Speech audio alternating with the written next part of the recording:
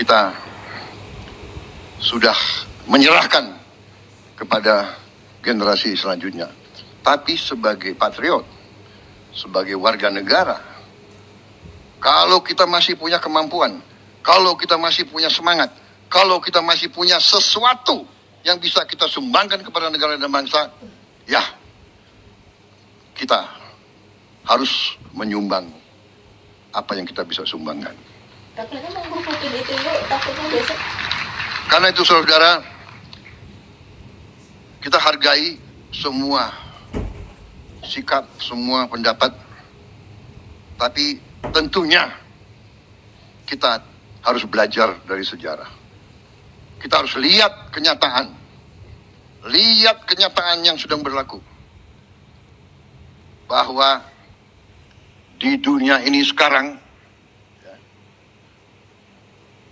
hanya yang kuat yang survive. Ini fakta dan kenyataan. Negara-negara yang tidak kuat punah. Kenapa dia punah? Dia tidak mampu bertahan. Kenapa dia tidak mampu bertahan? Karena dia tidak bisa mengamankan sumber-sumber kekayaan dia sendiri. Kalau suatu bangsa tidak bisa menguasai sumber kekayaan sendiri, bangsa itu miskin. Sangat sederhana. Saudara-saudara sekalian.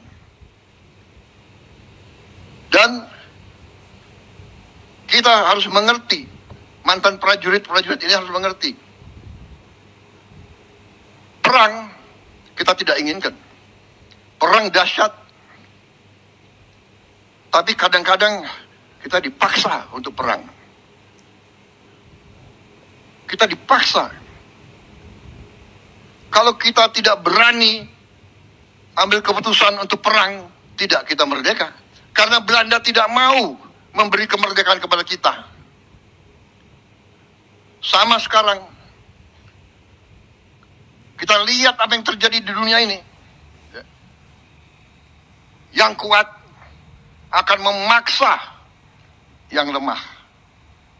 Karena itu saudara-saudara, saya sampaikan di mana-mana, kita harus sadar bahwa Indonesia selalu akan diganggu dan sedang diganggu. Kita tidak mau ganggu bangsa lain, tapi bangsa lain mengganggu kita. Kenapa? Karena kita kaya. Kita punya nikel terbesar di dunia. Kita punya boksit ke-6 terbesar di dunia. Kelapa sawit kita terbesar di dunia. Jangan kita anggap enteng kelapa sawit. Kelapa sawit sekarang sudah menjadi komoditas kritis, strategis. Setiap saya kemana, negara-negara mana, mereka minta, yang mulia, tolong kelapa sawit Indonesia kalau bisa prioritas kepada kami. Mesir, Pakistan, India, bahkan Eropa. Ternyata dari kelapa sawit ada 65 atau 67 produk. Di antaranya kita bisa bikin BBM dari kelapa sawit. Negara kita sesungguhnya tidak perlu import BBM sama sekali dari manapun. Dan kita harus tahu, kita import BBM hampir 40 miliar dolar satu tahun. Padahal kita sebenarnya tidak perlu import. Dan saya, dalam pemerintahan yang saya pimpin, saya bertekad bahwa Indonesia dalam 5 tahun akan datang harus swasembada BBM, harus swasembada energi. Dan nanti ada yang bertanya, apa bisa? Gitu. Harus bisa. Nah ini semangat yang ditanamkan oleh Angkatan 45, semangat tidak mengenal menyerah, harus bisa. Merdeka atau mati. Berdiri di atas kaki kita sendiri. Kita tidak mau jadi kacungnya bangsa lain. Kalau yang mau silakan, saya tidak mau.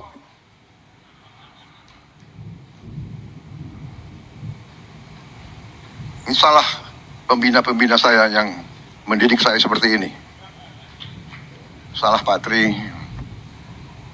salah Pak Luhut, Pak Hendro, Pak Agum. Ini abang-abang yang beri contoh. Jadi kalau Prabowo sekarang seperti ini, jangan salahkan Prabowo, salahkan Pak Tri, Pak Hendro, Pak Luhut, Pak Wiranto. Iya kan? Loh, ini bapak-bapak didik saya seperti ini. Ya apa boleh buat, saya tidak mau tunduk kepada bangsa manapun. Kekayaan Indonesia harus di tangan bangsa Indonesia. Dan Angkatan 45 telah memberi senjata pamungkas yang luar biasa, yaitu Undang-Undang Dasar 1945.